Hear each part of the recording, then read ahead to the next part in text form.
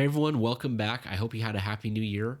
Let's get into the monthly mortgage update. Sorry, I'm getting a little lost here on my computer.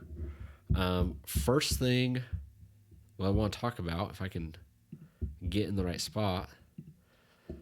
First thing I want to talk about is buyers did not disappear. Still plenty of buyers out there buying.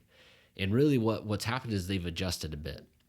Sales in the Phoenix Metro Maricopa County area are actually up 5%, more than 5% from last year. And half of all the homes sold are under 500,000. And so what that tells me is there are buyers out there, but they're being a lot more intentional than before.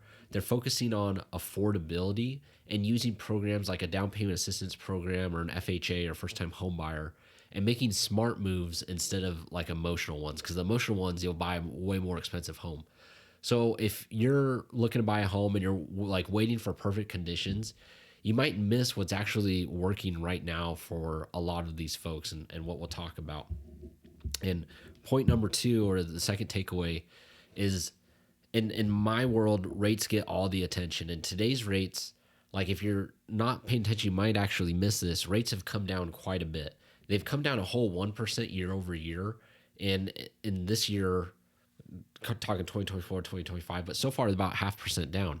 And so to give some perspective, if you were buying that $500,000 home, 0.5% would save you $175 a month. So this isn't like just a theory. This is real cash flow. And instead of asking the question, like, will rates drop more? I think the better question to ask is, how do we structure the loan smartly today? Because as rates drop, more and more buyers come out of the woodwork and you compete, and you might not get as good of a deal. And speaking of deals, the last takeaway is this quiet advantage that most buyers don't hear about, and that I'm trying to evangelize, is sellers are negotiating again. Over half the sellers are offering a concession, like for all the homes on the market, but especially the ones listed under 500,000. Those ones listed, 65% of sellers are offering concessions, or they're offering to help pitch in for closing costs. Other nice point to make is loan limits are increasing a bit, which opens the door for more flexibility on a normal loan without getting into jumbo loans. I'm kind of throwing that in there with the third takeaway. But this market, it rewards buyers who understand leverage and not just price.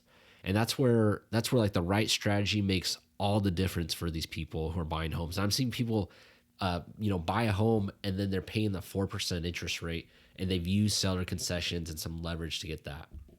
Last thing I want to talk about, I'm actually going to skip this slide.